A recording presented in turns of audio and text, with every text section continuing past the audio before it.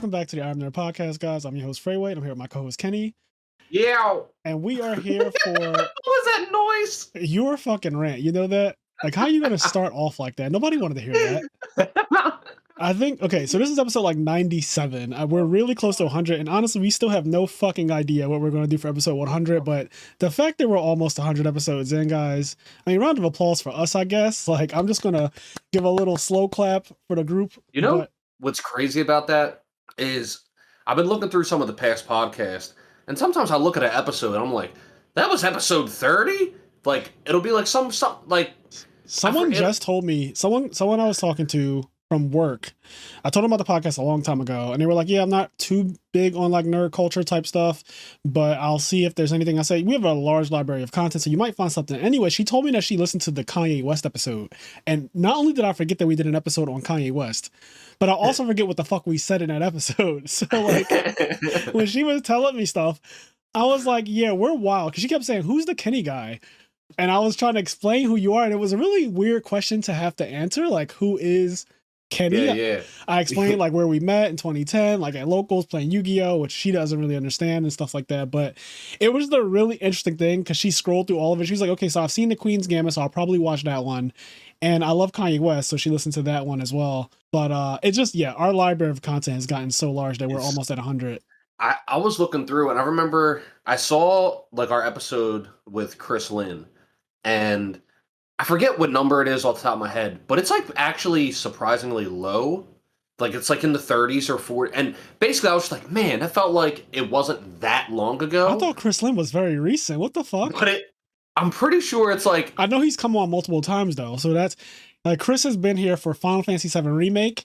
He's been here for React, and he's also been here for when him and Steve Gleason came on to talk about the ban list. So Chris has been on the podcast like 3 times already. But his first one is probably what you're talking about. Yeah. I'm trying to remember. Which would have been React. Oh, okay. Actually, it wasn't as far. Actually, I mean, it's not as far back as I thought it was. It was episode 64. There was something else that I saw that was like, I was just shocked at how far back it was. I was like, man, it doesn't feel like it was that long ago. And it like was. I wonder for people who started listening to the podcast, let's say they jumped in like episode 58.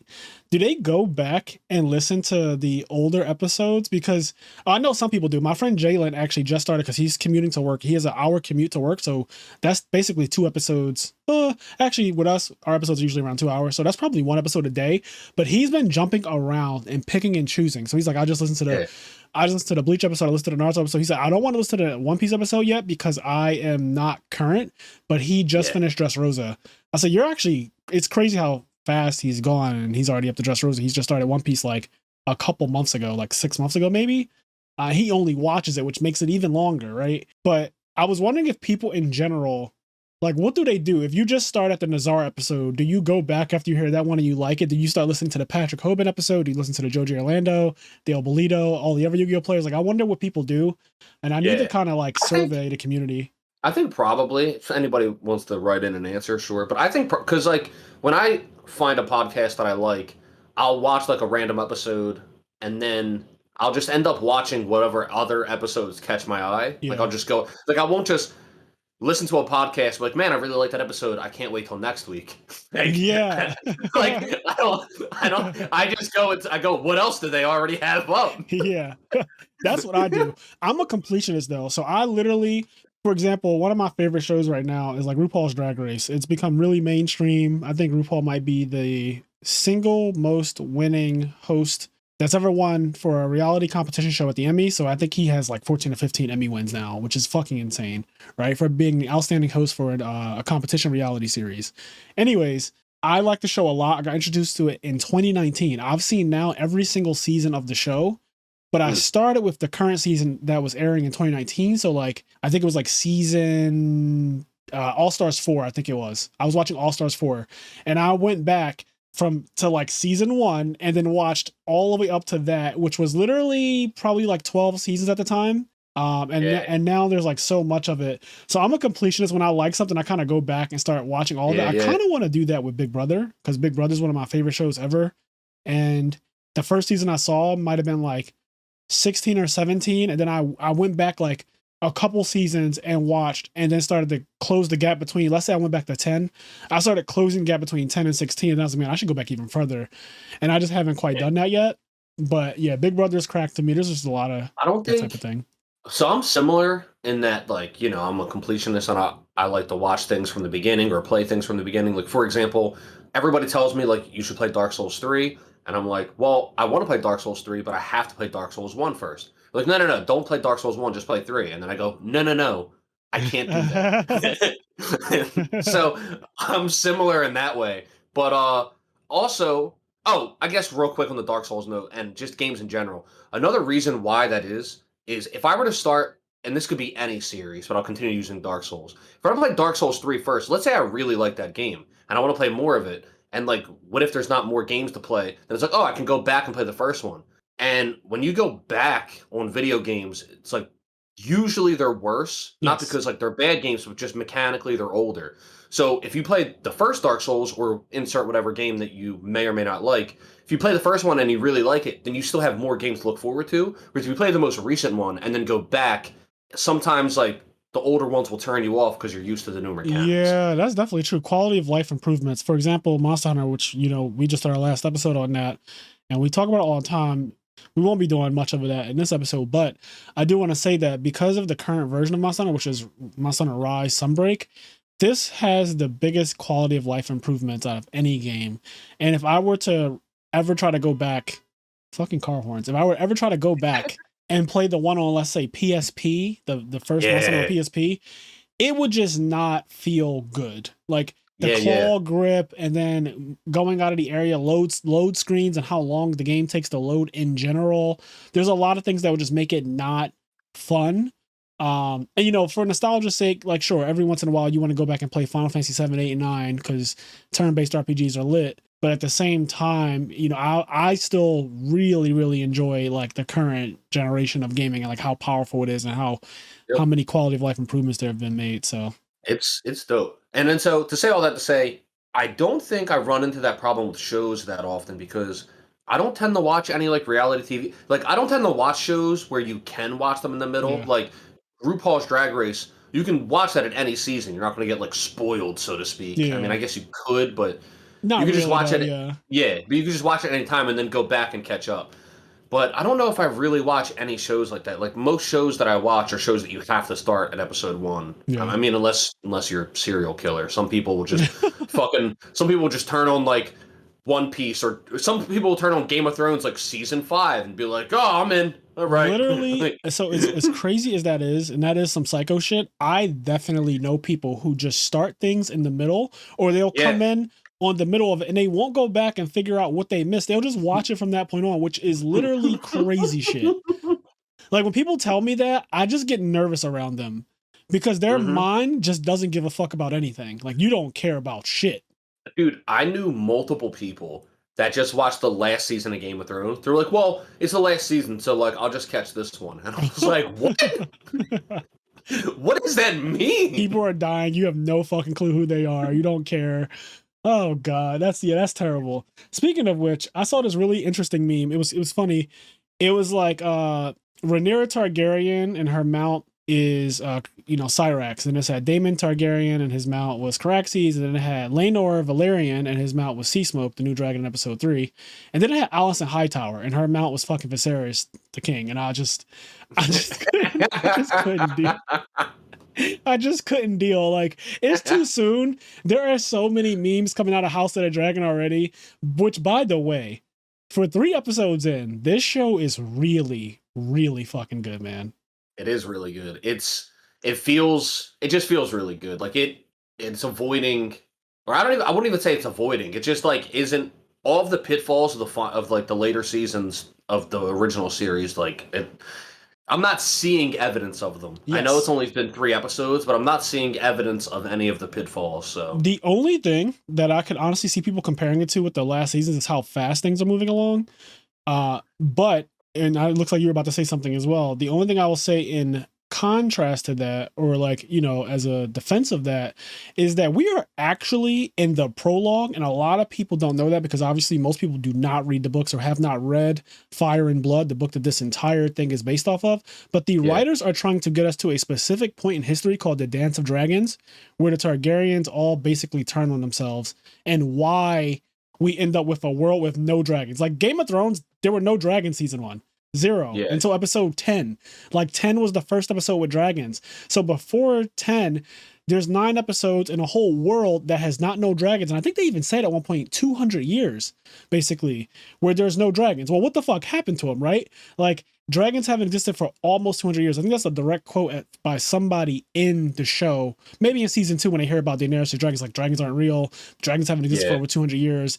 We're not worried about what's happening over the Narrow Sea. We'll worry about what's happening in Westeros. That type of vibe. I forget who said it, but somebody did allude or say something like that. And now we're finding out what went wrong. This is the beginning of what went wrong, but even these first 2 episodes, as dope as they are and as fast paced as they are, we're literally moving years at a time between episodes. This is a prologue, and I don't want that to be lost on people. The other thing I want to say is not only is it a prologue, it's important to understand that they're both moving fast, but they're moving fast differently.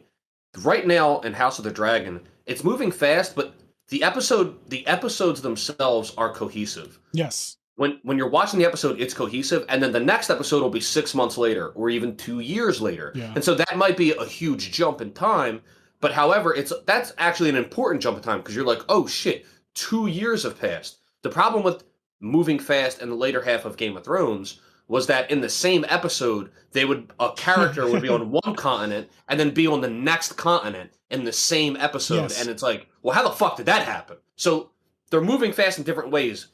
House of the Dragon is moving fast in a realistic way, where the episode itself is cohesive, and then like the following episode might be a couple years later, and like that time in between those years, obviously things didn't matter, or like it didn't need to be zoomed in on. So and every episode in House of the Dragon so far is taking place at a specific point in time, right? So they're picking pivotal moments because obviously small things are happening. For example, the Queen, Alicent Hightower, you know, she married the king, right? So there had to be a wedding ceremony where all the great houses came to King's Landing and the Red Keep, and there was probably a party and celebration of them two being wed. However, what I noticed is that episode 3 basically is the same exact thing that would have happened at the wedding. All the houses coming together, them eating a bunch and gossiping a bunch.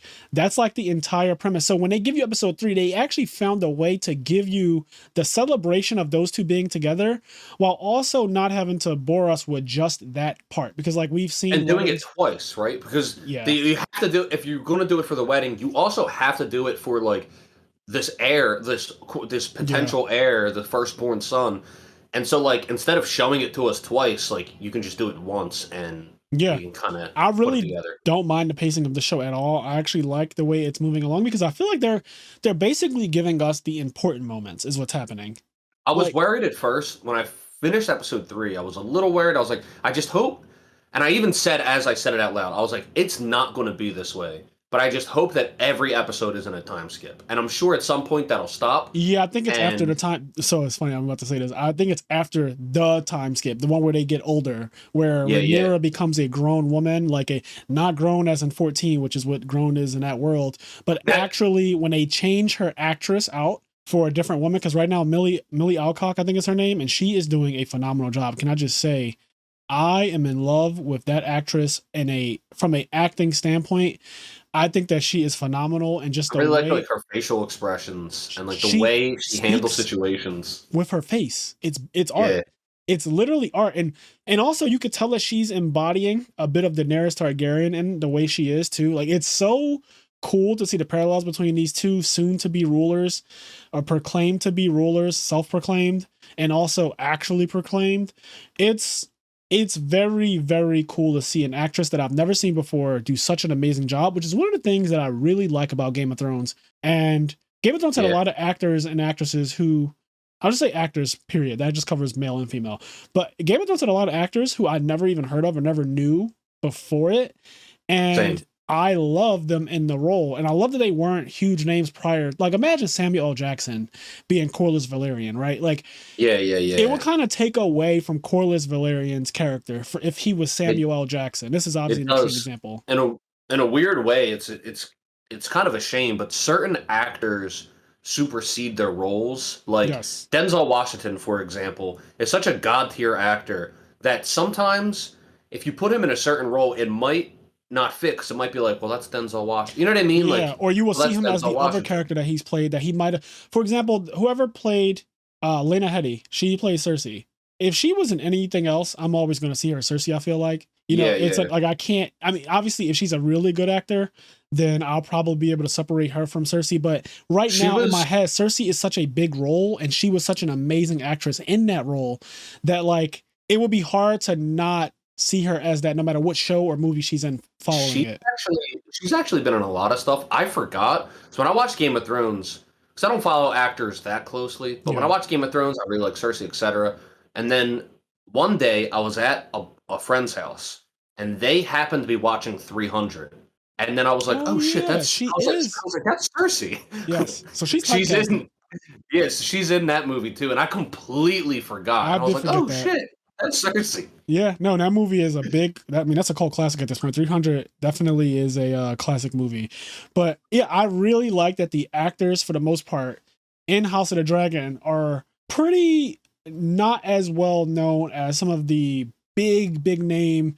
Mhm. So the reason why I'm even saying this, there was a headline that came out. It's a rumor, of course, but it was saying that uh, whatever the name of the woman who plays the Scarlet Witch, right? Oh, Elizabeth Olsen. Elizabeth Olsen and Henry Cavill, who plays Superman and The Witcher, they're saying that there's a rumor going around that they're going to be in season 2 of House of the Dragon, that they may be signing on to season 2 of House of the Dragon. And I was surprised because a lot of the comments was like, "Oh God, please no! Like we don't need big household name actors to be in House of the Dragon. Like, sure, if they're in it, it is what it is. We're gonna watch it anyway. But like the show doesn't need that draw to make it good by any means, and those actors won't make it any better. If no offense to them, but they just won't make it any better.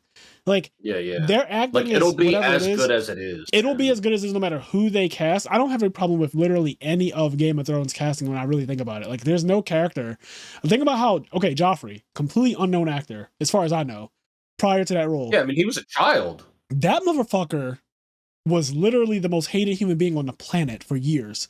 And that's because he played the hell out of that role. And I just love the fact that somebody was given that opportunity and it wasn't just given to like, I don't know, Justin Bieber or somebody to fucking be Joffrey Baratheon or like, Can you I don't know, imagine? Justin Bieber's doppelganger, like Ellen, right? Like I'm glad that neither one of them were cast as Joffrey Baratheon because that would just been awkward. Yeah, It'd be hard to not had have see it been as like, wild. oh, that's fucking Justin Bieber or that's Ellen. Yeah, it would be hard to separate like that, like Henry Cavill, or I'll say Elizabeth Olsen. It'll be harder just with how big her role was in Scarlet Witch and in Marvel, and how big she is after that. I'm sure she did big things in other places, Yeah, but I don't sure. know. But Marvel was definitely her But biggest role by far. it'll be hard, like when you see her, she'll make certain facial expressions, and they'll make you think of Scarlet Witch. You know what I Immediately. mean? And that's the problem. The other funny thing is that what if they just typecast her and made her into a red priestess? Like That'd be she's fucking young hilarious. Melisandre. She's basically just young Melisandre. And that would be so funny to me. That would be amazing. Because then it's like, well, yeah, they cast her in the show, but she's playing a literal witch. So, that would I wouldn't mind that because that would just be kind of funny at that point. That Like would be kind it of would fun. be the show having some humor. And I'm glad I just said that word. That's another thing I want to talk about. But it will be the show having some humor at itself. So another thing that I've been seeing going around in forums and like Reddit and stuff like that is people who are complaining about House of the Dragon. There aren't many. Most people just love the show, right? And I think that rightfully so. I think the show is doing more good than it's doing bad by a mile. I think the show is doing fantastic. So the people who I do see complain about it, one of the things that they complained about, and I thought about it, I didn't notice it, but it's kind of true. House of the Dragon is missing something that Game of Thrones had, and it was just like the humor of Game of Thrones. For example, Yeah.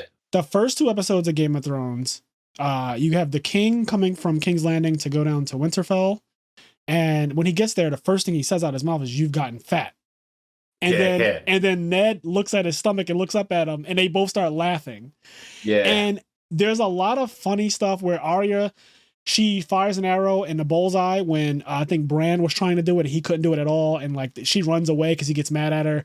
There's like this humor to it. Then obviously Tyrion is super funny from the very first scene you see him. He's getting head from a whore, and like he kisses her in the mouth right after she's done, and he talks about all types, like how he wants to die. I want to die with a maiden on my cock, and like it's just like a lot of funny when those savages in the woods come out, and he tells them like, look, I have gold, I have money, I want to live, and whoever wants to kill me, I'll pay double. Like just the humor of Game of Thrones is actually missing from House of the Dragon. And somebody said like, well, a lot of the comments are saying this show is very serious and it doesn't have that feeling of like some people are just living and everything isn't backstabbing, politics, dreary teenage angst, and every conversation is you need to marry and why is this happening and oh my wife is dying, I have to give her a C-section on the spot. Like everything isn't this really sad deep moment. Some things are just funny and regular and not so pressing. Like I think Tyrion walking in to his niece and nephew having breakfast, like he comes in,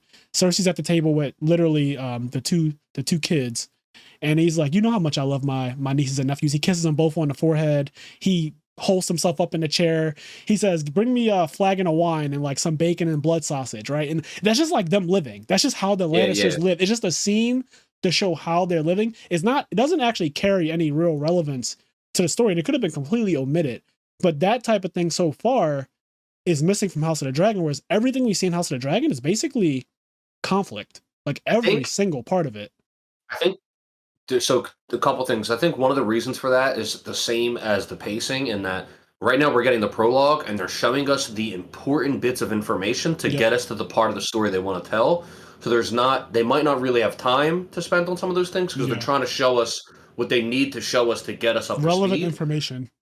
And then, secondly, although not nearly as much as Game of Thrones, I've gotten a couple chuckles, especially out of Rhaenyra. Like the way she's so like her attitude. Like when we talked about episode 1, but when she was like laying on the girl's lap and she was like, "I quite like it here," and like the way she was talking and the shit she was saying, and like her witty little comebacks, like I got some chuckles out of that. Yes, I mean, I think that we definitely have laughed at the show, but you know what I mean when I say yeah. It's not as direct as like the King and Ned's talking. Yeah, it's not as like Tyrion just literally living his life being, the most hated Lannister or thought to be an imp, but he doesn't actually look like that. Like there were scenes of people talking like, oh, I heard he looks like he has one eye and that his face is completely misfigured and his forehead's really big and he's just a regular person, but he's just a little person, right?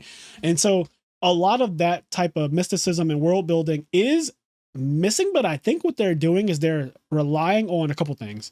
They're relying on you having seen Game of Thrones, so you already know what the world is, right? Like the first scene is literally Rhaenyra riding a dragon over King's Landing and people not reacting to the dragon flying in the air.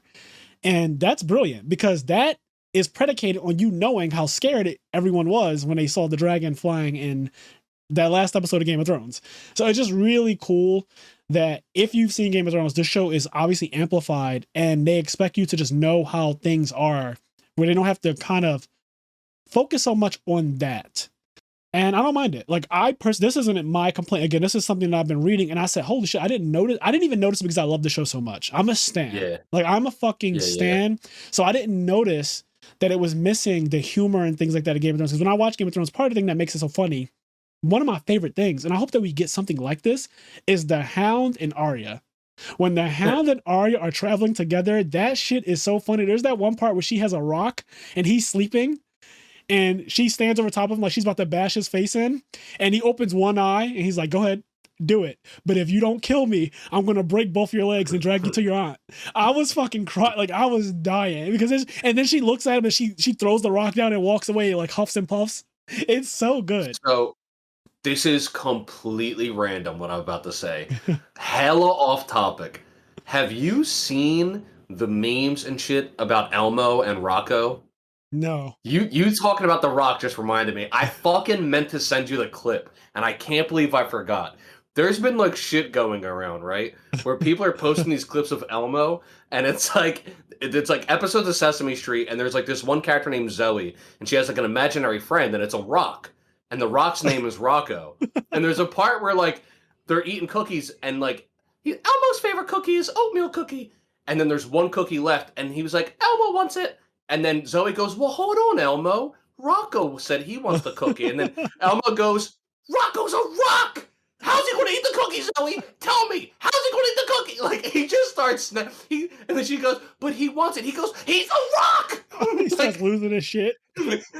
Elmo starts snapping, and there's all these fucking clips of like this Zoe girl and like Rock, like being like, well, Rocco wants to do it, and then Elmo goes, Rocco's a rock. He can't play jump rope. Like, just starts snapping. Why do I feel like I've seen something like this where Elmo loses his shit?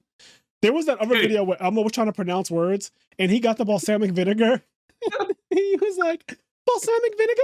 And he's like, that's a hard one for Elmo. Al was crying because whoever said it clearly had a New York accent, and they said balsamic vinegar, and like the way they say it, like balsamic vinegar, they say balsamic vinegar. You gotta find it. Just type in Elmo balsamic vinegar on fucking YouTube. The way he says, he's like, that's a hard one for Elmo. Like I just lost it. There was one where like she shows up and she goes, hi everybody, and they're like, hi Zoe, and then she goes, Rocco says hi too, and then Elmo's sitting on the steps. He goes, Elmo didn't hear anything. He's being an asshole. Now Elmo's just being a full-on asshole at this point because you know what is given. Okay, that's her imaginary friend, and now you're just being a dick. Oh man, dude, it's awesome. Like it is fucking awesome. I meant to send you some of the clips because I just know you would fucking laugh at because he's just snapping. Anyway, when you mentioned The Rock, I thought of it. So speaking of being a dick, how much of a dick was Allison in that scene where Rhaenyra had her Spotify playlist on repeat, and here comes fucking Allison just taking the aux cord out and being like, I want to talk to you. Like, I don't want to fucking talk to you. You're my stepmom. And not only that, but you were my best friend. And now you're commanding me and turning my music off. Like, you know how, well, I can't say you know how it is, but if you ever had a step parent, now this has never happened to me because I told both my parents and they know I don't have a step anything. I don't have a step sibling, a step mom, a step dad. Both my parents are remarried to different people. And those people are those people. I don't have a step shit. So I will never know what it's like to have a step parent try to tell, because by the time my parents married, I was already an adult. So like all of that, having a step parent try to like chastise me or talk to me in any kind of way, we're far past that. Like I was a grown ass man. You're already an adult, so they're just other people to you. Yes, my dad got married when I was 20 to some woman. So like, as far as I'm concerned, there's just no world where anyone is going to come in my room and turn off my music. But here comes fucking Allison Hightower.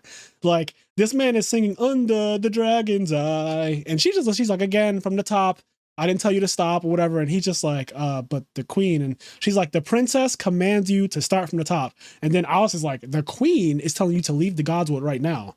And then he's like, well, fuck. The queen said it. The queen does trump the princess. So he takes his black ass. He walks out. Man, that queen is just some random hoe. Yeah. I was really annoyed by that though, because I'm still waiting for this. This is something that I'm so interested in. Alicent is probably more fucking cunning than they're showing us. She's probably way more deceptive and manipulative than we know, but they are showing her in such a fucking positive light a lot of the time, but they let certain parts seep out. I think that scene was one of the few scenes we got where it was kind of like, she's aware of who she is because she used her power in that scene. It is so crazy how just old politics can go where you have this woman who is the daughter of a Targaryen, is a Targaryen, was the princess, and was named heir, and is still the heir. The next actual fucking leader of the entire world, basically. And then, like, just because some random lady marries the king, like, she has more power. Like, that is fucking crazy. It's an interesting dynamic to watch play out, and I love the tension. The tension in that scene, because Rhaenyra never looks at Alicent in that scene. She never gives her eye contact. She just keeps looking at her book and like writing whatever she's writing. And she's like, I do not wish to go. That does not have anything to do with me. Everyone here is not here for me. And then she goes back to it. She's like, Rhaenyra, it doesn't have to be like this. Nothing has to be like this. She's trying to plead with her. And so part of me is like, okay, she's being a bitch in the sense that she just turned her music off. But then she's also saying like, it doesn't have to be like this between us. We could work this out. We could be one big family. And what I was really surprised about, is the scenes they showed in episode 3 where Alicent was actually backing Rhaenyra's claim and backing Rhaenyra in general. She was genuinely in her corner because there's no reason for the writers to show us scenes of Alicent defending Rhaenyra or standing up for her. She doesn't have to do that in private. For example, when she was talking to her father, he was like, you need to make sure that your son becomes the king of the Iron Throne. Like, he's the rightful heir. It's his birthright. And the only person who will be robbed is Aegon. And she's like, I'm not going to raise my son to rob his sister out of something that's already been promised to her, right? And so there's no reason for the writers to show us a scene like that unless Alicent actually feels that way. Because she could just be herself with her dad. Like, her dad is being himself. He would never say the things that he says to her to anyone else. He wouldn't say it that way to the king. Yes, as callous as he says things to his daughter, he would not speak so candidly with anyone else. Like, I don't even think he would speak that way to any other family that's not a Hightower. So I think he would only do that to his older brother, right? The one who's the leader of Old Town.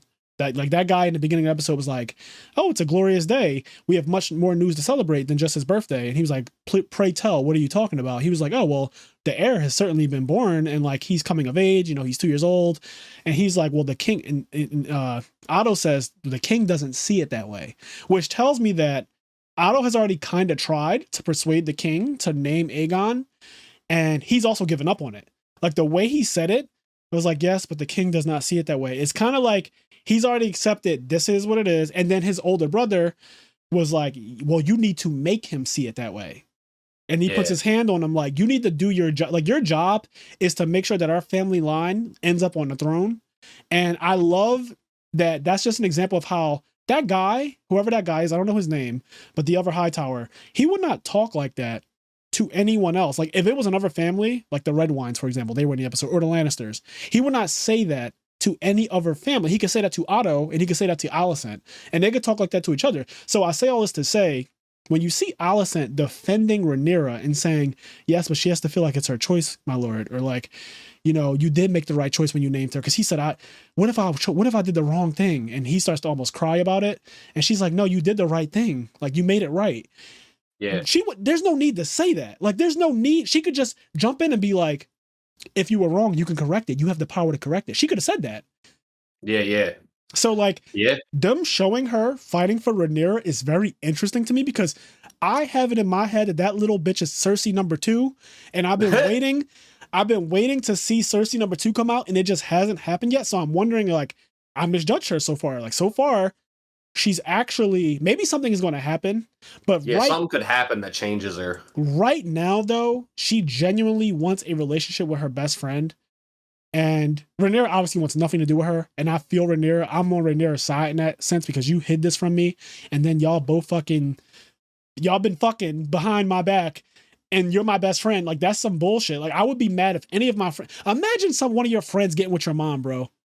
And trying to be like your stepdad. I mean, in the real world, I'm moving some furniture.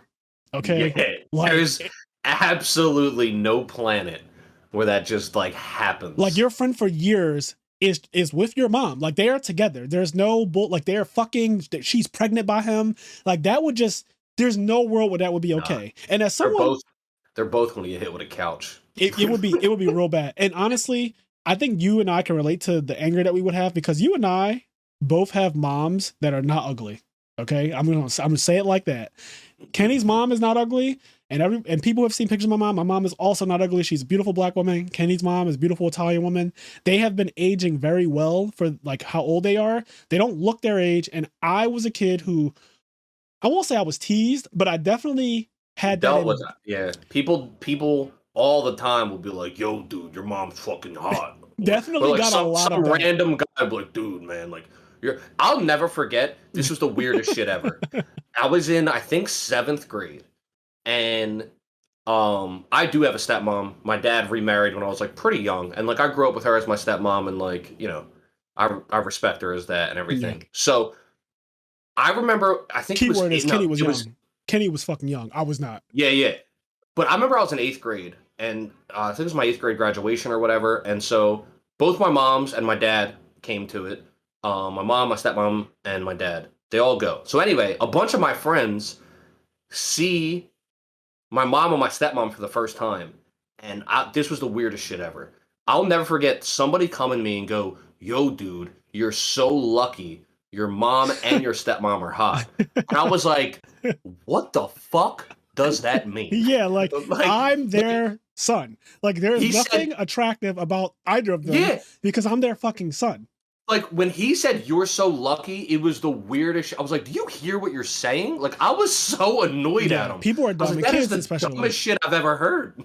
Now, granted, he could have been watching a lot of stepson porn and stuff like that, which is really big nowadays. Yeah, Probably not as dude. big as it is. But Maybe we don't even know. He might have been reading A Song of Ice and Fire. That book was out already. true, He true, might have true, been ahead true. of the curve. He He might might have have been been on some of into that that. Targaryen shit. So yes, I have been embarrassed by the fact that my mom is just not an ugly woman. Like a lot of my homeboys. And this is no shade, but like all shade. A lot of my homeboys have ugly ass moms. Like their moms are just hit. Like and y'all know it. Like your mom is fat, but she cook her ass off. Like she makes the best potato salad, candy yams, turkey on Thanksgiving. Like she throws down, but she's ugly as sin. And there's nothing wrong with that. Like I used to. This is so bad, but I'm gonna say it because I'm being very vulnerable here. I guess I used to pray that my mom would somehow be ugly. Like I used to say I'm so fucking sick that my mom isn't one of those ugly ass moms that can cook real well. Because the Yeah, other thing is yeah. that my mom, when I was younger, she's not a cooking mom either. Like she was aware that she was good looking, so she just never did any of the ugly mom responsibilities. Like she didn't cook, she didn't clean, she just like paid people to do that. Like my mom, my mom, my mom. It's so fucking true that, and this My doesn't just mom, go for women, this goes for men as well. yeah. If you're a certain level of attractive, you don't need to know how to live life. Yeah. You can just like get the fuck by. You don't have to know how to do anything if you're Oh, attractive my mom just didn't know how to cook or clean, so she would just pay people to do those things for us. Like it's so enough. my childhood is so interesting because it's so different from like literally all of my friends besides you, because you're the only other person I know who I looked at their mom. I was like, holy shit, like his mom is also not ugly. So I don't know. It's just a weird thing. And I definitely went through a lot of that in school when my mom would pick me up sometimes, or like if she came to any kind of parent and child gathering, it would be, I was like, oh God. Like all my friends are just gonna, because all my classmates' moms were ugly too. Like for like 90% of my class had ugly ass moms. And then here I was with this fucking mom who just shows up, has a like, makeup on, like beautiful hair, just like wearing modern clothes, not a fucking sundress or like Shawl. some house gown, like the fucking nasty ass house gown with stains on it that like some people's mom. Yeah. She doesn't have a scarf around her head. She doesn't have crust in her eyes. Like my mom is like so well put together every day. She also literally just does not wear sneakers. Like my mom only wears heels. So like it was just annoying. It was just very, very fucking annoying. Like, granted, I don't mean literally never wear sneakers, but like when she would go to anything that required Yeah. people to see her, she's always going to be dressed. That's just how she is. And that's how, if people have noticed, that's how I am as well. I'm like a very dressy person in general. And it's because of my fucking mom. Like, I'm just used to being like that. And, I see her in sneakers. So like she goes to the gym, she goes on runs, like that. She's in obviously sneakers and stuff like that. But like, How she has to funny go would to it be though? anything It's like no. She runs 3 times a week in heels. on some Beyonce shit. That's some Beyonce shit. But yeah, it's hard, man. Having a step parent, I imagine, because I don't really know, but having a step parent who's trying to actually chastise you and has power over you in that way, like no, turn off the music. That shit Yeah, would drive me up especially the wall. considering they're also the same age. They're Like yeah, that's the yes, other like they're the same age. Like imagine somebody the same age as you be like having actual power over you. It's like fuck off. yes. Especially if they were just your friend two Prior weeks to ago. that, yeah, because that's even more extreme. It's one thing to have a step mom or dad. Like I have step parents technically, right? Even though I don't really acknowledge them as such, because I'm just so I feel like I'm just so past that. Like there's no. But anyway, Yeah. They I didn't have raise you. They weren't yes, part of your life they were in not part those of that at years. So all. they're I just was like they're less your step parent. Like in that instance, like they're almost not even your step parent because they were never your parent. I think the yes, point of like exactly. a step parent, they have that moniker not just because they married your mom or your dad. It's also because they were functionally a parent at a part in your life where you needed a parent. Otherwise, if your mom gets remarried when you're 23, that's just your mom's husband. Like, That's how that's I not feel. your That's stepdad. literally how I feel. My mom got married this year. You know, her nothing's wrong with her husband as far as I can tell. Like he's a fine guy. Like he's okay. Yeah, Um, but you're not going to call him dad. I'm never gonna call him dad ever. I think that would be fucking weird, all things considered, especially considering like what I'm into. And then also like I'm not calling my dad's wife mom. That's just these things are just never happening. Yep. But it is what it. So Rhaenyra's in like this really awkward situation that I just couldn't imagine being in. But I just tried to give an example, like imagine your friend marries your mom. Like there'd be no fucking world. So I do like that scene, but Allison seems to be not as bad as I thought she was going to be. But I'm waiting to see if there's going to be a reveal or something or some A part, turning point. Yeah. because the other thing I want to say, they seem to be blatantly not allowing her to say the things on screen that I want to hear her say. And I say that because episode 3, she came into the king's room, or I guess their bedroom, and she says, I want to talk to you about something. And he cuts her off and says, Rhaenyra, ugh. And that's not necessarily what she wanted to talk about, because the scene right before that was her father saying, you have to make him see it that way. Yeah. It actually overlapped. Like, I was actually confused because you still hear Otto speaking, and then you see the doors of the king's chambers open, and Allison is walking in, but Otto is still speaking. So I was like, what is happening? And then I realized, okay, this is just an overlay of the audio from that conversation going into this scene. And then he cuts her off and starts talking about Rhaenyra. He spends the entire time talking about Rhaenyra and his brother, and not actually letting. I wanted to hear if Allison was going to do what her dad said, because I'm trying to understand how much of a pawn she really is to her father. Yeah. And now we know her father is a pawn to the elder Hightower.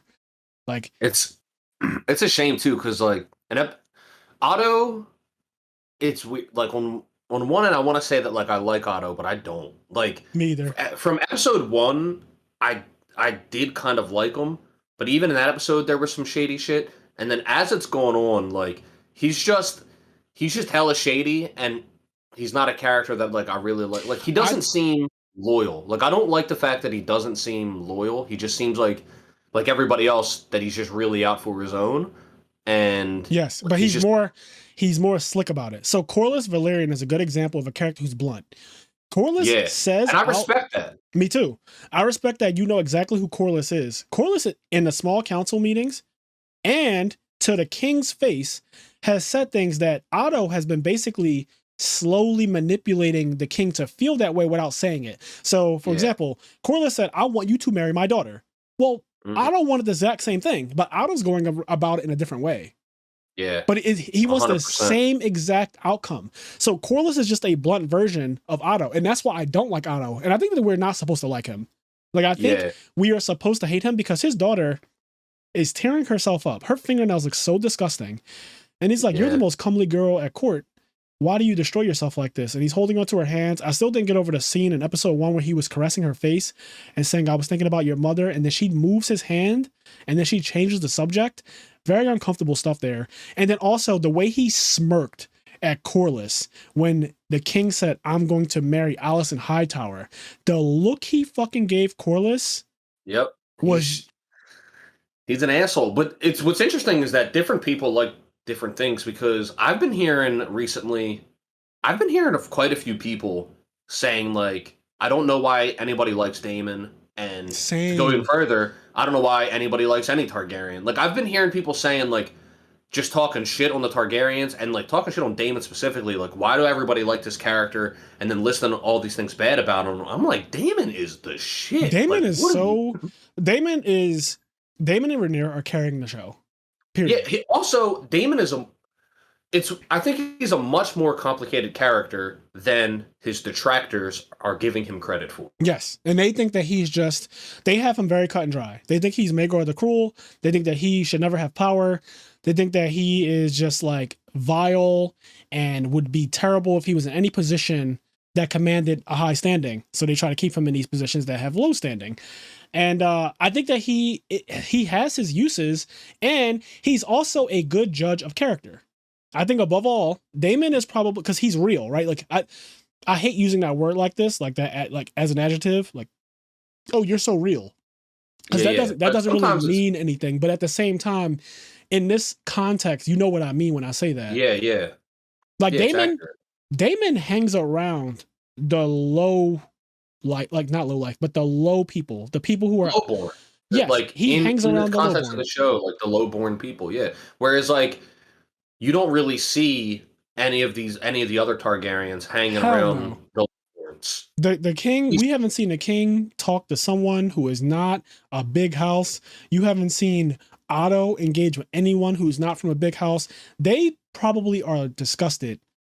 Like, period. They're probably disgusted by people who are lowborn, whereas Daemon likes that energy. He's in whorehouses with his men. He's like, you were all fucking just nothing when I found you. Hounds, little dirty dogs. And now I've raised you into like, he likes being around niggas. Like that's kind of how I feel about Daemon. Like he just loves being around people who didn't have exactly the easiest upbringing. He vibes with that energy. Like honestly, I kind of like I'm not even going to sound. I'm not even going to say it. This is You're already snapping. it'll get too raw. But Damon likes being around people who have not had a silver spoon in their mouth. He enjoys that energy, and I think it has made him like real. Like I just think it made him a great judge of character. He's down to earth. He's very down to earth. And yeah, he's like, fuck that. Y'all married me off to this ugly ass woman, and I don't want her.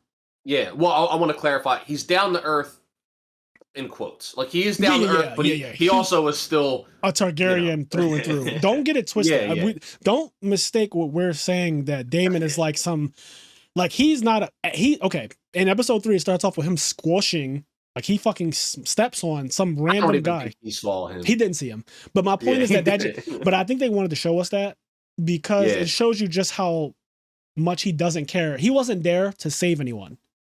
Yeah. He was there to fight the crab feeder. Daemon's there for glory.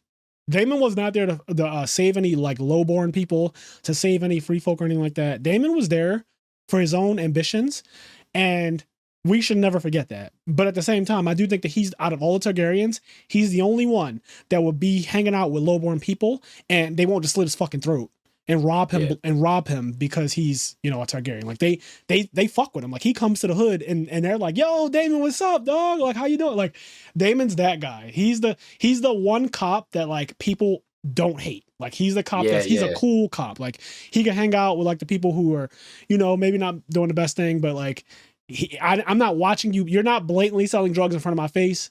So it is what it is. Like you're cool with me right now. So yeah, the show is doing a really good job, but I do know what you mean when you say that some people don't like any of the Targaryens. Now, I hate the king. I don't like the king. King Viserys is actually super ineffective. I see it now in episode 1, Daemon called him weak to his face. And in episode 3, I really, really, really see it. They've been showing it every episode, but episode 3, man, like him not wanting, when the Lannister guy, I think his name is Tyland Lannister. So there was Jason Lannister and there was Tyland. And Tyland was the one that was like annoying him in the beginning. Like, hey, the Stepstones is getting really bad. It's going to be really bad for us if they if they lose this war. It's actually going to make us look bad because technically Corlys and your brother are still tied to you regardless.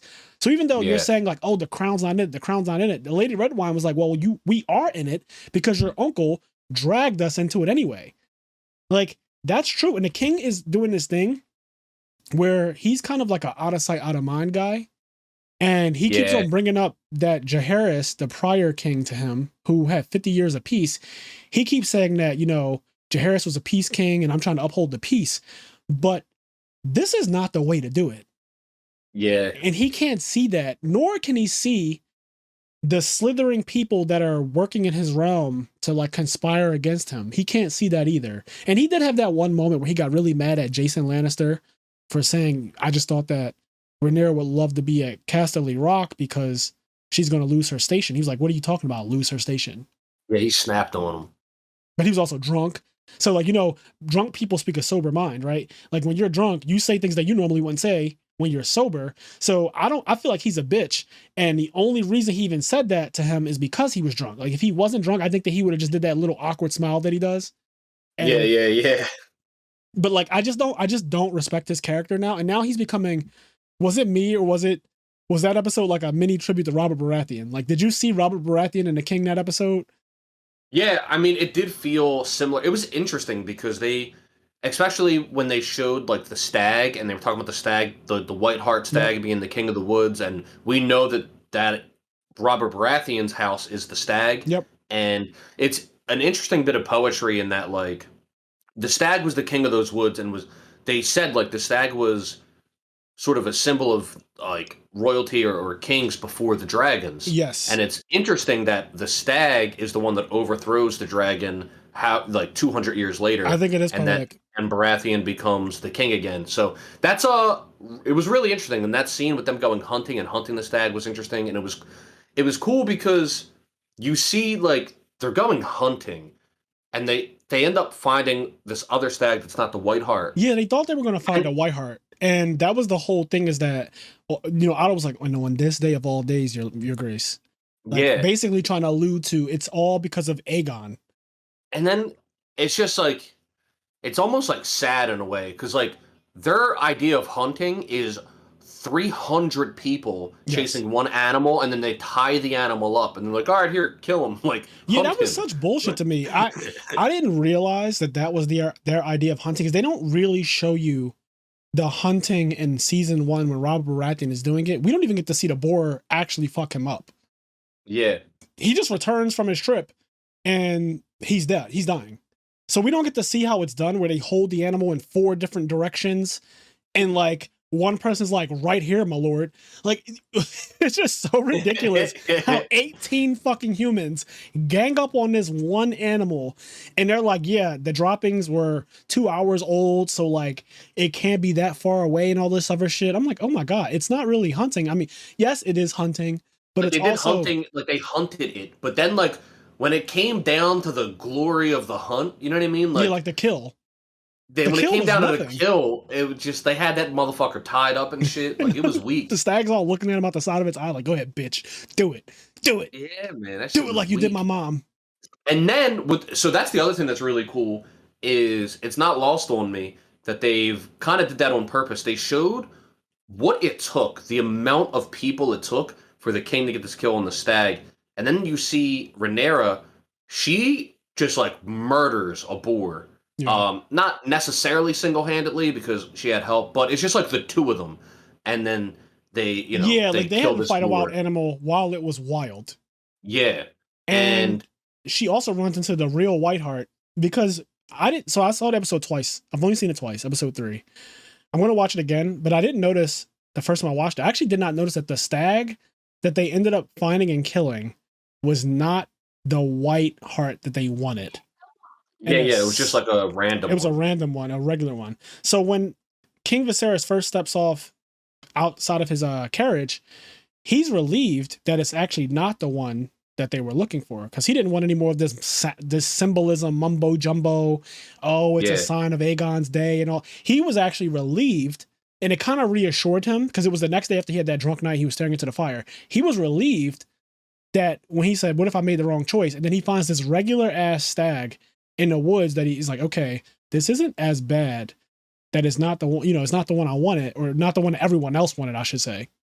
Yeah. I didn't notice that the first time. I was like, oh, is that I don't know what I'm gonna be honest. I didn't know what a white heart looked like. I didn't know that it was actually an albino fucking Yeah, elk. yeah, Like, I yeah. had no idea that it was actually albino. So when I saw Rhaenyra run into the real version of it, I was like, oh, it's really white. Like, it's actually an albino stag. Yeah. I thought, I mean, maybe this would have been too on the nose. I thought the white heart was going to look like a normal stag, but then it might have had like a white heart pattern on its chest or Yeah, I something. didn't know what I was looking for either, Kenny. So I'm glad that I'm not the only one who just, like, when I was watching it, I didn't know what I was like. Okay, I know a white heart is a stag, but like, a great white isn't a fucking white whale, right? Like, it's not a white Yeah, whale, yeah. like a great white shark or whatever it is. Like, it's not actually a all white creature. So when you hear great white, like, don't go looking for something that's actually all white. And that's kind of how I think of it when I think of animals in general. Like, everything that just has a color in its name is not literally that color completely through Yeah, and all. yeah. So I don't know. I didn't know that they didn't actually kill the right one, but when I watched it the second time, knowing that Rhaenyra runs into the actual white heart, I was like, Yeah. okay, so this one just isn't it. And then I saw the king's face, and I was like, oh, he's relieved that it isn't it. So Yep. it's crazy how soon rewatching the show is already making it better when you know Yeah, what's coming. yeah. Like, Yeah. already I'm watching it again and I'm liking it. But That's something I'm like, I haven't rewatched any episodes yet. I meant to, but I just didn't get around to it. Yeah. But that's something I've thought about being excited for. Like, till I can't wait till I'm, a week or 2 weeks before season 2 coming out, and so I rewatch season 1. You know Yeah, what I mean? because there's a lot of lines right now that I am waiting to see how they turn out. For example, Rhaenyra and Sir Kristen were talking, and he's like, I had an adventurous childhood, which basically said I hoarded around, like I got around, I got hoes. My man said I got hoes, but I never had a formal betrothal or whatever it's called. Like I've never been actually formally wed to anyone, but I did get around.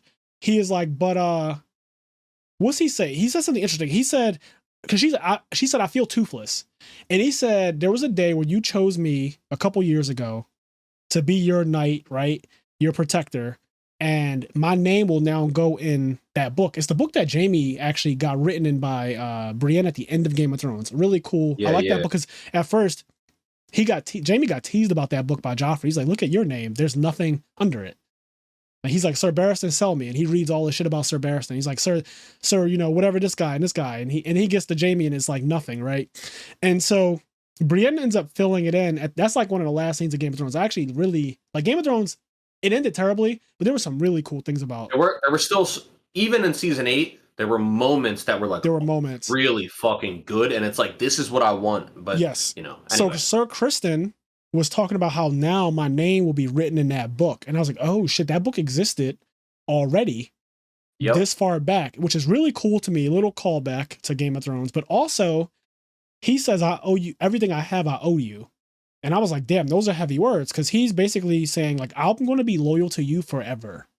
And I like that. Like, I like that. As soon as she left, he's like, Princess. And he hopped on his horse. My man was at it. Yeah. Princess, slow down. Also, cinematography. Now, this might not mean, I'm about to get real artsy here. This might not mean anything to people who watch the show because they're just not into this type of thing. But I fucking love. I know the CG is like whatever right now, and they'll retouch the CG later on. That's the thing that they actually do. They'll retouch CG. Right now, the CG is whatever. I don't care about the CG. It's fine. For me, it's fine. I get people complaining about the CG or whatever. But the cinematography, when they were in the forest on horseback and she was running away basically, and he was chasing her, I stared at that scene the first time and the second time I watched it. And I was like, how the fuck did they record this scene? Because dog... There's a part where the two horses basically crash into each other when they get to the lake and they lift up.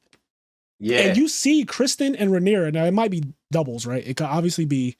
I'm actually certain that it's like not them literally doing those scenes. Like not even the horseback part. It's probably just their faces, thrown on top of two other people who are doing like stunt doubles. But even still, the part where the horses kind of crash into each other, then they lift up and they whinny. I was looking at that like, how the. Like that's not CG. Those are real horses really riding along. And if they're not, then technology has gotten really good, which I'm impressed by. But that scene to me, the cinematography for that was so brilliant. And I just enjoyed it a lot. Like I was watching like, holy shit, man, he's chasing her fast as shit. And then he tried to grab her while she was riding as fast as she was. And I kept thinking to myself, this looks so dangerous. And I thought about Christopher Reeves immediately. Like, first thing I thought about was Christopher Reeves. If you don't know who that is, he's like one of the original Supermans, and he is a paraplegic. Oh, he died, I think now, but I'm pretty sure I think he's been dead for a while, but yeah. He was a paraplegic, which means that he lost control of all of his limbs and he was confined to a wheelchair and everything at the end of his life. So like, I thought of that. I think it happened. Didn't it happen because he fell off a horse? It did. That's why I'm bringing it up. Yeah. I thought as soon as I saw the way they were, because they were riding so fast, they were going fast as shit. And I don't think that was fake. Like, they were going really fast. And then the way they stopped so abruptly and the horses lifted up next, like the horses kind of literally crashed. And then they lifted up and they stopped right at the tip of the water. And that whole thing made me look at it like, holy shit, how did they film this? Yeah, it's tricky. They probably had to do some reshoots. I know it's tricky. I remember hearing George R. talk about recording some horse scenes in the original Game of Thrones, and him saying there was like a scene where the fire pit, they wanted like the horse to run out. I think it was like Daenerys' horse or something, and jump over the fire, and they thought it'd be like, this really cool scene. And then like the horse wouldn't do it. The horse was like, that's fucking fire. And so like they couldn't get the horse to jump over the fire. But then so they were like, all right, put the fire out. We'll have the horse jump over it, and then we'll just like CG the fire Yeah, in. makes perfect sense to me. And then the horse still like the It horse. They remembered. just it was like the horse was like there was fire there, and the horse just like did not jump. Like they could not get the horse to go to that spot where fire used to be. Yeah. Like they just couldn't get the horse to do it. So That's amazing. The horse was like, there was fire there. You fuck won't get y'all. me. Yeah, no, that's great. Yeah, so honestly, House of the Dragon has been amazing so far. And I mean, some people don't like Daemon, some people don't like Rhaenyra. They find her to be bratty, but I just want you to know, because I guess the people saying that have never raised a teenager, or never been a teenager, or never been around a teenager. If you don't know that a fucking 16, 17-year-old girl, or honestly, not even a girl, a 16, 17-year-old in general, can be very rebellious. I was so fucking bratty and rebellious as a 16, 17-year-old spoiled kid who went to private school. Like, I don't even think that I needed to be spoiled or go to private school to be bratty and obnoxious. I just was. Yeah, I think most kids are. Yes. And so when people are complaining about Rhaenyra, like, how come everything, and I think even the king said this, everything with you doesn't need to be a fight. But like, yeah, he said if I forbade her to marry a Lannister, she would have ran off and married one. Yeah. And I thought that was interesting because that is kind of how kids work, though. You have to almost trick them. Like, kids kind of are so rebellious that they don't want to do anything that the parent tells them to do just because you told me to do it. Like, I don't want to do it because you said it. And I had that same rebellious spirit as a teenager. So I relate to that because I was a teenager once. I'm not that way anymore. Like, somebody tells me to do something, and if I feel like it's something that I should be doing because I'm a fucking adult and I'm not a child, then I'll just do it. But like, I totally understand where she's coming from, being a bratty rich kid who's probably always gotten her way to a degree. And now she's being usurped by this little boy. And that's how she felt the whole episode. She was like, obviously, he's going to be the new heir. You got what you wanted. You got your fucking son, and he's going to supplant me. And I do really appreciate, though, that Viserys at one point in the episode was like, I did waver. I thought about it. But on your mother's... That was a great scene when they were like sitting there talking. I loved it. I really, really liked that. I don't like him as a character, but stuff like that made me appreciate him, like, for being, because he's a softie. That's his issue. He's so fucking soft that it's bad. But in some ways, obviously, that softness can be something that you like. I like the warmth of that. When he said, I swear on your mother's memory that I will never supplant you. So I'm expecting now, and you know how Game of Thrones is, though, but I'm expecting that he will not at any point name a new heir over Rhaenyra. Now, obviously, the High Towers are working on him, and for all I know, in the very next episode, he's going to make an announcement that Aegon is the new heir, and it's going to fuck everything up. But I'm hoping that he's a man of his word at the very least, because if he's not a man of his word, then I'm going to come back to this podcast and rage. I already don't like it. I'm interested. I'm very interested to see where it goes. So every Sunday, man, I'm on it. Yeah. How'd you like Sea Smoke? That's the name of Laenor's dragon.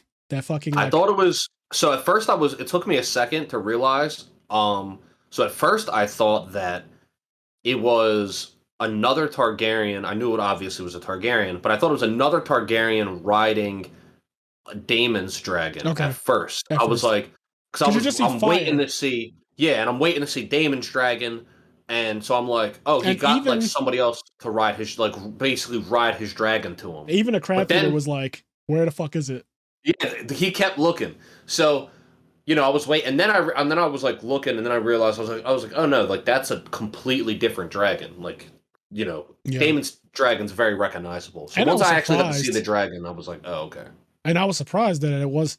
So it's one thing for it to not be Daemon's dragon, and Daemon's not, obviously he's not on it. I was surprised that Laenor is a dragon rider. Like that came out of nowhere to me. I was like, holy shit. Like, the black kids are going to be dragon riders. Like him, his sister, like, they ride dragons. Because Corlys is not a dragon rider. He's just a Valyrian. He's not. But the kids have Targaryen blood, right? The mom is Rhaenys Targaryen, Prince Rhaenys. And so she is a Targaryen, which means that, she might have a dragon, but her kids do, in fact, have dragons. And they know how to ride them and use them. And granted, Sea Smoke looked pretty small compared to, like, some of, like, Caraxes, right? Like, Daemon's dragon is fucking huge. It's been around for a long ass time, it looks like. And Drogon was even big. I would say Drogon's even bigger than Sea Smoke. But Sea Smoke got the job done. Like season 1 got the job done. He He fired got at the the job archers. done. That shit was awesome. That whole ending sequence was awesome. Yo, Daemon's run. Daemon is fast as shit. I said Daemon is like, you could tell he's been hanging around some black people because the way that boy was running, he was fucking out. You could tell Damon's been around niggas for the last couple years. Like they said Damon's been around niggas for 3 years. And he runs so fucking fast. I was like, holy shit. The arrow stood no chance.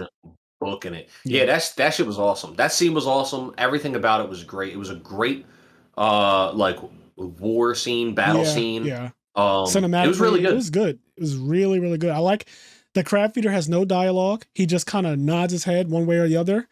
That's how he controls his men. And I'm sure he does speak, but like we never needed to hear him speak. And Daemon, cool thing that I didn't even notice until somebody pointed out, Daemon didn't say a single thing at the end of that episode. From the time he landed from his dragon to treat with the Valyrians and his forces, from the time he walks down, nods heads with people, reads the letter from his brother, beats the shit out of the messenger, and then rows his boat, Daemon has not said a single word past the beginning of the episode when he says, "Come out, crab feeder, come out, Craigus, Drahar," and all that. Like he hasn't said a single thing since the very first 5 minutes of the episode.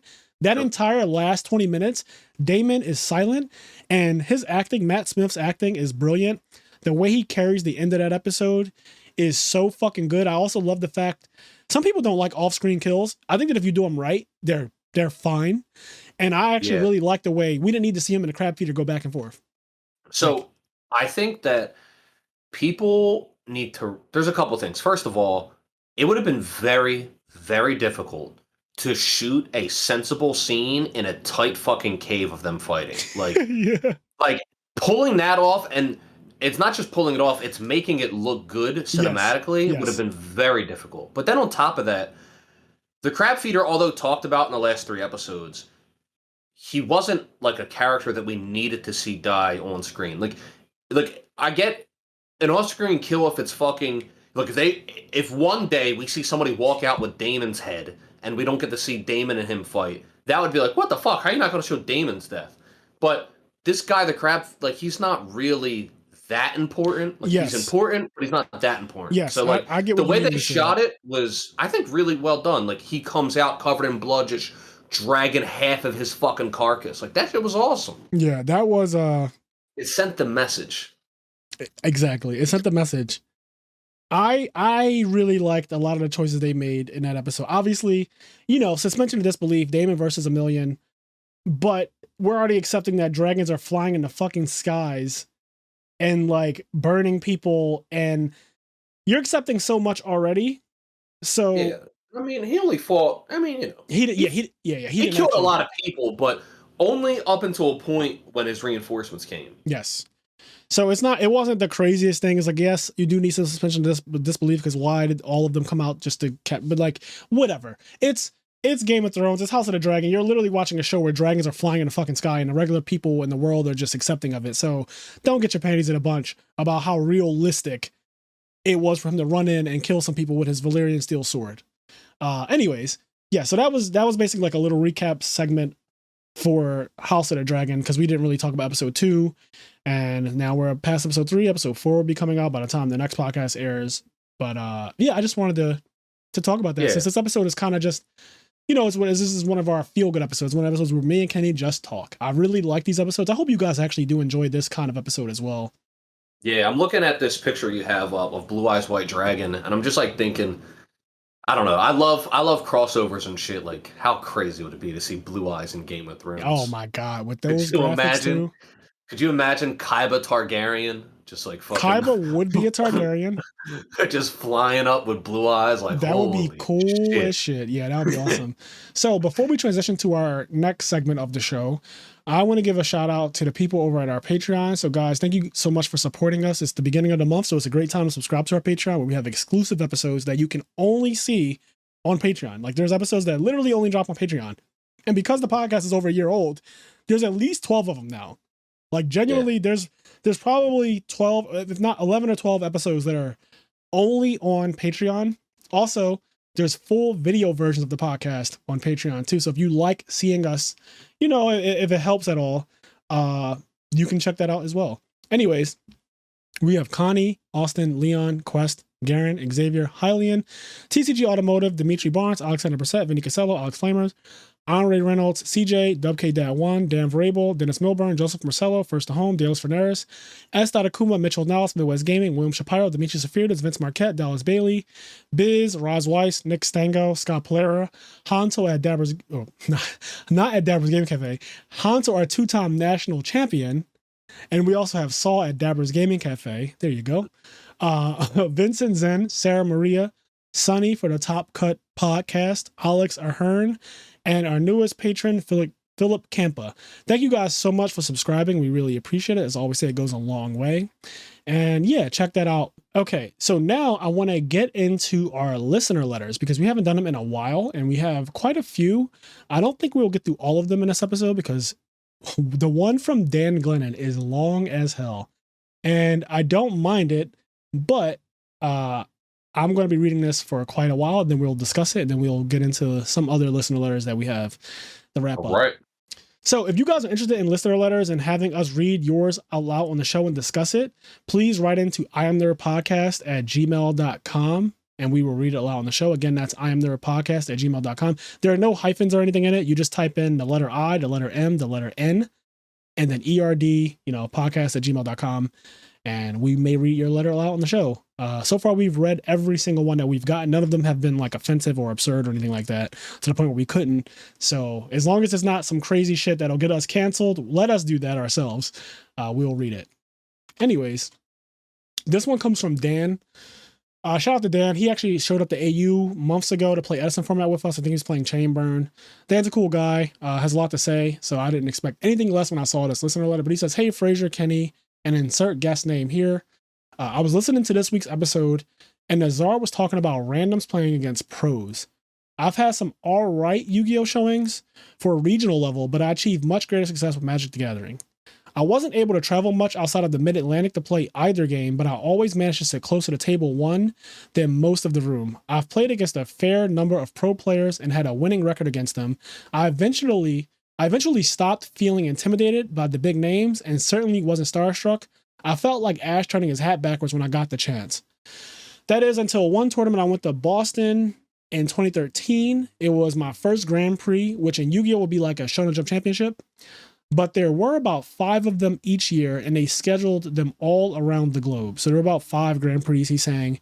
And instead of just being in like one area, they typically weren't just in North America. There would be Grand Prix all over on all different continents. Anyways, Dan goes on to say, the format was sealed. Each player is given 6 packs and must build a 40-card deck out of what they open. So crank the variance up to 11. Just by the way, this is me speaking now. I have played Magic the Gathering for a little bit back in 2010. And draft is definitely some shit. I know people practice draft on certain nights, like Thursdays. I think Magic players sometimes practice draft, and it is fun to be like, okay, we're gonna buy a box. Everybody's gonna get 6 packs, and a little group of us, like 4 people, are just gonna draft and see if they can build a good deck. And that's like practice when you have to do it in an actual like YCS level format. But that shit can be super ignorant. Obviously, somebody could pack a card that like the most busted card in the pack, right? And then it's just like that person basically can't lose. So I get what he means when he says crank the variance up to 11. Anyway, Dan goes on to say, Seal was by far my worst format. So that's this format. Honestly, my friends had to convince me to go. I was working nights at the time, so I went into the tournament pretty sleep deprived. Okay, extremely sleep deprived. So much so that I drifted off to sleep several times in between rounds in some of the oddest places. But none of that mattered. I opened the nuts from my packs. I got idiot-proof green and red kill, which was basically just a beatdown deck, and I started off 6-0. When I saw my round 7 opponent, I woke up real fast, like real fucking fast. Table 63, Dan Glennon versus John Finkel. He's so legendary that you two might have even heard his name. I almost shit a brick. I actually have heard the name John Finkel. I'm not really familiar with him that well, but I know that he is a Magic pro player. He said the only Yu-Gi-Oh player with the level of mythos, respect, and legacy that compares to Finkel is the Pharaoh himself. This dude has books written about not only his Magic career, but also how he took Atlantic City for millions in a single weekend. That's crazy. Anyways, I get to the table first, lay out my mat, and start pile shuffling my deck. Then he shows up. He's older than most players remember him as. His hair was beginning to thin out, and he appeared more settled into life. Finkel, however, was as humble and mild-mannered as they came. "Hello, I'm Dan," I said, extending my hand. He looks up with one hand, pulling the chair out. "Hello, I'm John," as he shakes my hand. I didn't bother asking where he was from or how long he's been playing. Anyone paying $60 to enter a fucking Magic tournament knows exactly who he was. We exchanged pleasantries and talked a little bit about history, considering we were in Boston. Next to us were two younger players. When they saw John sit down, they shut up and just started staring at him. "What's your name?" asked one of the doe-eyed players. "John." The two players just continued to stare, looking like Halle Berry walked by topless. John sighed. "Finkel." It was one of the cringiest things I've ever seen. "Magic players, you have 50 minutes. You may begin." He went silent. Finkel played very deliberately and slowly. He never shuffled his cards in his hand the way many of us have learned to do. He wasn't fidgety or particularly emotive. He never appeared to stop calculating like he was the Bobby Fischer of Magic the Gathering. Much of the match is actually a blur. I remember taking game 2 because my deck was actually absurd. Game 3, however, I felt the difference in skill. Without over-explaining it, he found a way to manipulate 6 creatures on board and a dark hole type effect to where he would have the only creature left in play. I looked at the math required to do it and was speechless. He had to perfectly know how I would block and manipulate the board, and he did. He played me like a fiddle. No other player in any game has made me feel that way. And then we picked up our cards, shook hands, cleaned up, and walked away. I still believe I played it all properly, but I also believe I just got beat by someone who was better. But goddamn, I didn't make him work for it. And given who it was, I'm okay with that. I have this story as a result. While we were playing, I never felt out of the element or particularly overwhelmed. Looking back on it though, it is rather surreal. I put myself in a position to where I could play a legend that countless other Magic players would do anything for that opportunity. It's like the people that played against LeBron in the Drew League. Those guys will talk about that game forever. I think it's pretty cool. They say never meet your heroes. Why? Because they'll put you in the loser's bracket. Your resident novelist, Dan Ziggy Glennon. I like that at the end. Yeah, that was put you in a fucking loser's bracket. This was a really good listener letter. And yeah, Dan, I know that feeling to a degree because I played against a Magic Pro as well at Indianapolis. I want to say 2010 because that's the only year I played Magic. I played against a pro. I could tell he was a pro because people crowded around us. And now, mind you, in 2010, this is actually right before I went to YCS. So I'm technically no one known at all in Yu-Gi-Oh! But I knew that this guy was someone because there was a crowd forming. And I laughed. I said, "Who are you?" Like, I saw his name on a match list, but I basically was asking him, "Who are you?" And he just said his name, which I actually forget exactly which player it was. I want to say it was like Louis Scott Vargas or something like that. It wasn't. I forget his name. But was it Jerry? His name was Jerry something. Anyway, if you guys know the Magic Pro name Jerry, I think his name was Jerry something. I can't remember exactly. But he said, "My name is," and he just literally said the name on the match list when I said, "Who are you?" And I laughed. I was like, "You know what I mean? Who are you?" And he just smirked. And I said, "Well, I'll tell you this. I know you're good because all these people are watching us, not for me." And he just laughed. So he played, he beat me. And I was like, I told my friends, I said, "Yeah, I just got paired against definitely a Magic Pro because we had a crowd. And it wasn't like it was the end of the tournament and people were just dropped and they're just watching." I said they specifically came to watch him. So whoever he was somebody. But yeah, he beat me. And I remember the feeling of like, yeah, it's when you know someone's better than you, there is definitely a certain feeling. Like you still try to play your best and do everything you can, but I mean, they're the pro for a reason. And then incidentally, I started my pro journey right after that. I go on to win a YCS and then top a whole bunch of shit. And then I start to build like my legacy. And then I start getting crowds of people watching me play people who like don't necessarily, not everyone obviously who I played knew who I was. And I never was a person who cared about that. In fact, when people would ask me that question, like, "Who are you?" or "Do I know you from somewhere?" That's such an awkward thing. And it's even, Dan said in his letter when John Finkel said like who he was, it was cringe. Like it was fucking cringe because one, basically everyone knows who he is, but having to say it is just, it's like asking Billy Brake or like Patrick Cover, like, "Who are you?" It's like, that's just annoying to have to say with that kind of legacy behind you. So I Yeah. get what he means. And you're not even trying to be cocky. It's like, yeah, I made a name for myself. It is what it is. And you're now making me say, like, yeah, I've won a couple tournaments or I've topped a couple tournaments or whatever it is. And but yeah, don't meet your heroes, they say. It's not always as cracked up as it seems to be. I have some really bad stories that maybe one day I'll share on the IMNerd podcast about heroes that I've met, at least before I met them, I thought they were. And then reality just wasn't. Yeah. I told mine, I mean, I would never say he was my hero, but I told the Allen Iverson story on the podcast before, Yeah. where just the really quick version for anybody that didn't hear it is my dad took me to a Sixers game, and afterwards we were like at this spot, and every single Sixer that came out of the locker room signed this basketball except Allen Iverson. And I was like, well, and that day he lost a fan. Yeah. Because like at the end of the day, at that time, you were standing there for Allen Iverson. Like all the other Yes. Sixers, but every single Sixer signed that ball except AI. He just looked at me and walked past me. And I was like, you'll never forget that that. guy's a bitch. Yep. Yep. You will never ever forget that. So I mean, I'm a really big fan of like just trying to remain humble when you meet people who are genuinely a fan of you. I would like to think that for most of the fans that I've come across in my life, that I did treat them like the most important thing, like a person. Let's start off with that. But also just like kindly, right? Like even if I'm not necessarily having the best day, I still try to like put on a good act. And that is hard because people do feel entitled. People definitely feel entitled to like your time and just your space. And they don't realize that you may have you're human too. You may have your own shit going on, but I still try to put on a good act for them. And yeah, it is what it is. Like some heroes are actually, when you meet them, it's actually not that bad. And then some of them are fucking trash. And you're like, I wish I never met you. Yep. Yeah, Okay. it's awkward.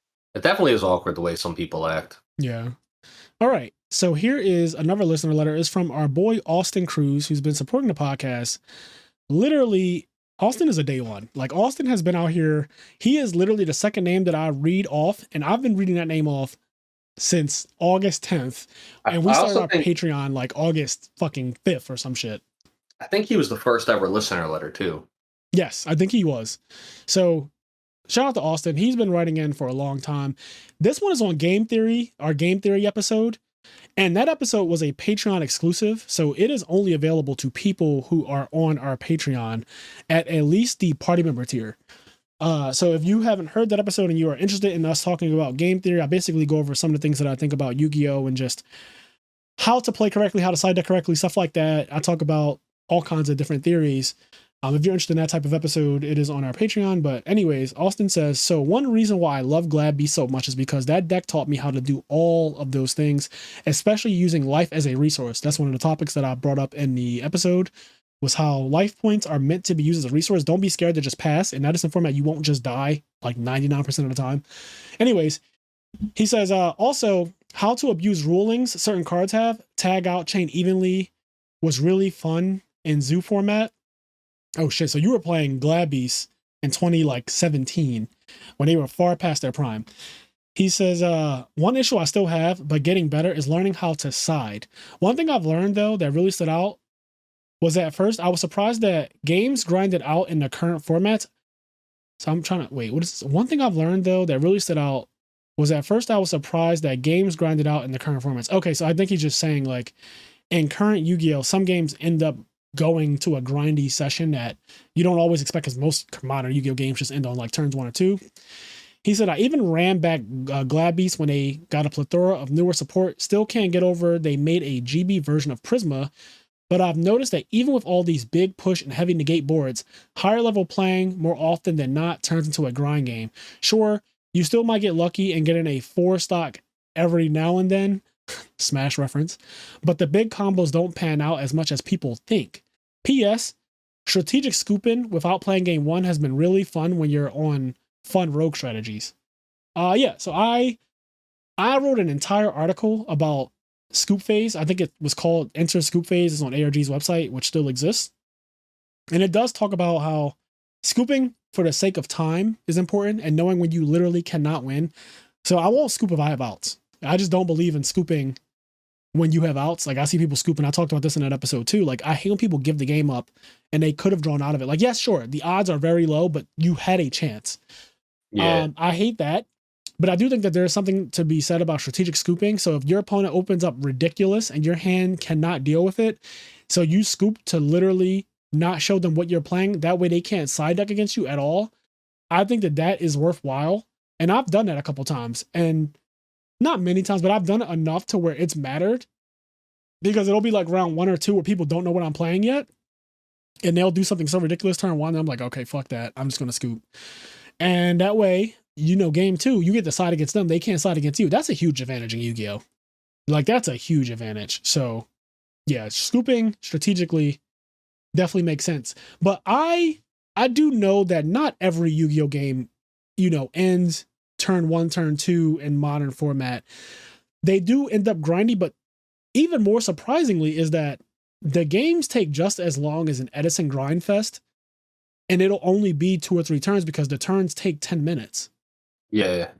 The full combo, like even if you're shortcutting and everything, like it'll still take 5 to 7 minutes to like go through the deck and do all the bullshit. I literally just watched Oceanics finals. I was watching Jake Quincy. He has a YouTube channel. Shout out to Jake Quincy. He has a YouTube channel where he basically just rewatches the matches and he commentates over top of it, which is really cool. I like that. So it's kind of like what DB Grinder does. But I don't really know DB Grinder that well, even though I did watch some of his videos, but like I don't think I've ever met him, but I know Jake Quincy. So I was watching Jake commentate over top of Oceanics finals this past weekend, and turn 1, game 1 took 10 minutes actually. And the guy who was playing was actually moving at a pretty speedy pace. And despite all of that, when his turn was over, 10 minutes had disappeared and on the clock. And I couldn't believe it, because as I was watching it, because of how many things he did, it didn't seem like 10 minutes passed. 10 minutes is a long fucking time, by the way. That's so fucking 10 long minutes is a combo. Bro, imagine I just stopped talking. We just stopped talking right now for 10 minutes. It would seem like an eternity to the people listening to this podcast. It would seem like a fucking eternity if we just stopped talking for 10 minutes and just had 10 minutes of dead space. So like, watching someone do something for 10 minutes, yes, it makes the time go by faster, but it's still 10 minutes of the 40-minute timer. And yeah, the guy did not scoop and he ended up winning, but he played because he felt like he had a chance to win. Think about how crazy that is. Like, let's just say 10 minutes is the average. I don't think it is, but let's say it is 10 minutes the average. That means that if it goes to game 3, 30 of the 40 minutes is spent on the first turn of the game in each game. Like, that's fucking crazy. And that means you only get 10 minutes of playing Yu-Gi-Oh! Which is really bad. If that was just turn 1 and the guy did not scoop, so that means game 1 took longer than 10 minutes. I think game 1 actually took 20 minutes, because the guy who went second, he took forever too, and he didn't slow play. He was playing at a very normal, decent pace, but he broke the board and then basically won. But it took so much. He had to mill his deck. He had to cut, shuffle, mill, cut, shuffle, mill, fuse, extra deck, overlay. It was a lot. Super Poly this. A second Super Poly got drawn. Super Poly again. It was a lot of playing. And so he ended up winning. And then game 2, the other guy won. And then they went to game 3 and it went into time. And then they had to play so awkward because basically time, or it was getting close to time. When game 3 started, they had very few minutes left, which really sucks because this is the fucking finals. This determines the winner of that entire area of the world. Yeah. Like Australia, New Zealand. It determined the winner of that entire area. Like, you are the champion, you are the national champion of that area. And this shit is going to time. It's going to be decided basically by time. Like, that was so corny to me. I still think finals should at least be untimed, or if not 60 minutes. Knowing that games take by themselves, or turns take by themselves 10 minutes, and no one got a slow play warning. That should tell you. I could see if at the end of the 10-minute turn, a judge grabbed the slip and was like, I'm giving you a slow play warning because that took entirely too long. I let you play it out, but you took entirely. What happened was just normal. They really need to revisit their time rules. Like, there's obviously something wrong with them at current. You have to take into consideration what the game is. Like, it's been 40 minutes since the game was Summon a 4-star vanilla. Yes. Like, the game takes longer than some in a 4-star vanilla now, and the time rules in general just need to be updated. Yep. Like a lot. It's really bad. The time rules need to be updated. So an interesting thing that's happening though is that there was an announcement for YCS Niagara that is literally this weekend. And apparently they are increasing the North American time per round to 45 minutes. Now, I don't know what the idea was behind increasing it only 5 minutes. Something is better than nothing, but I don't think that the problem is just the time in a round. I think that the real problem is the end of round procedure is still fucking awful. The whole end of phase thing is still bad, and I really wish that they would just do end of turn at the very least, end of turn. I don't think your tournaments are going to take that much longer if you let people play out their entire turn, but end of phase causes so much fighting and nonsense with people saying, I said attack, he didn't say attack, he didn't enter his battle phase, yes I did.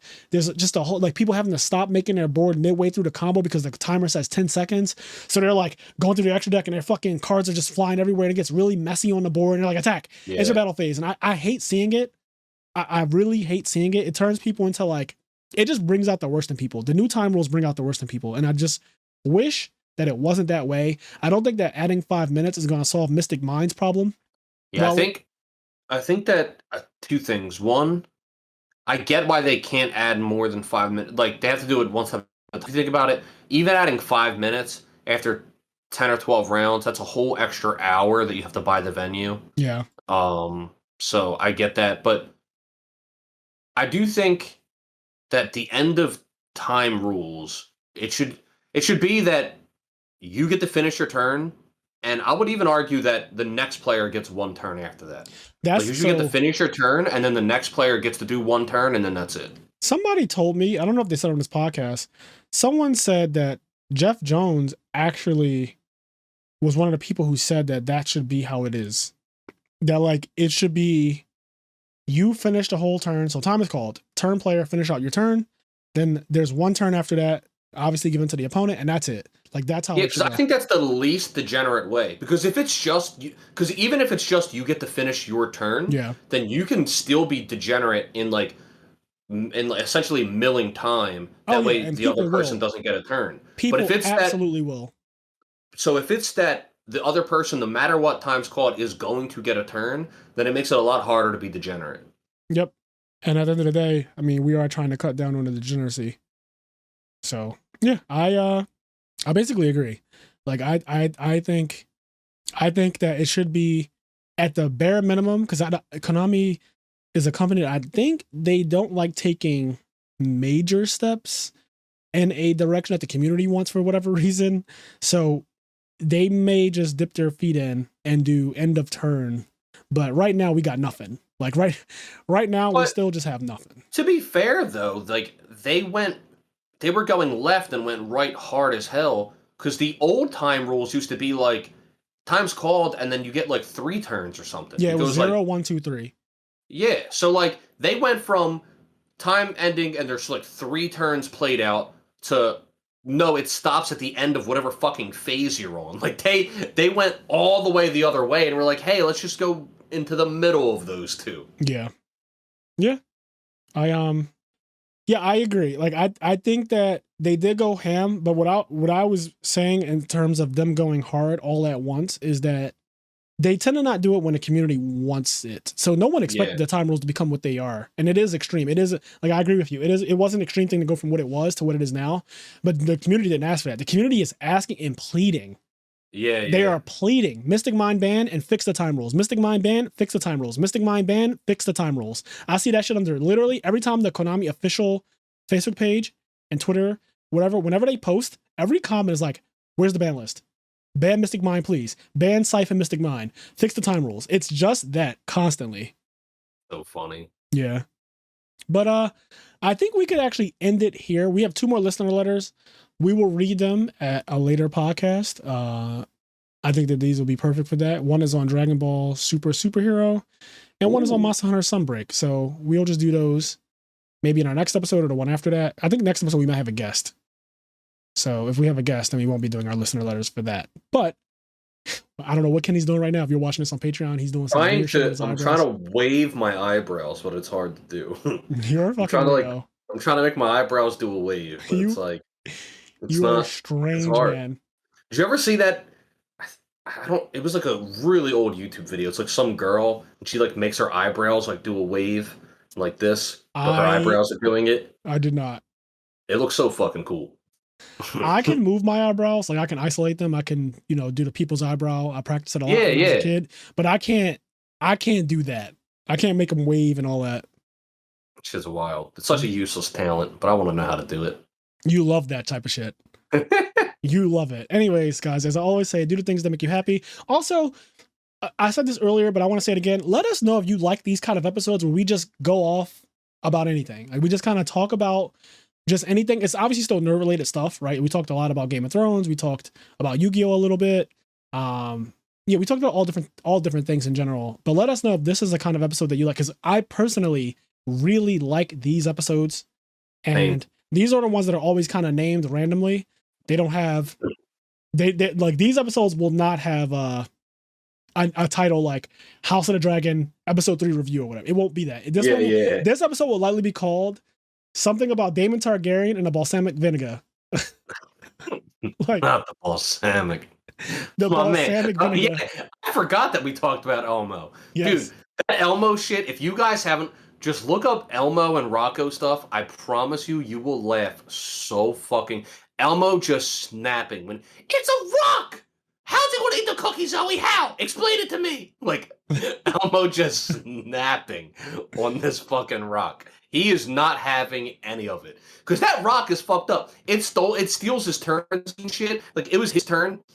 Oh yeah, you're fucking roboting. Anyway, that's I won't cut you off. I was gonna say that's a sign right there, but Kenny started roboting because not his internet isn't shit, but his neighbor is fucking broadcasting some radio nonsense that fucks up his audio sometimes.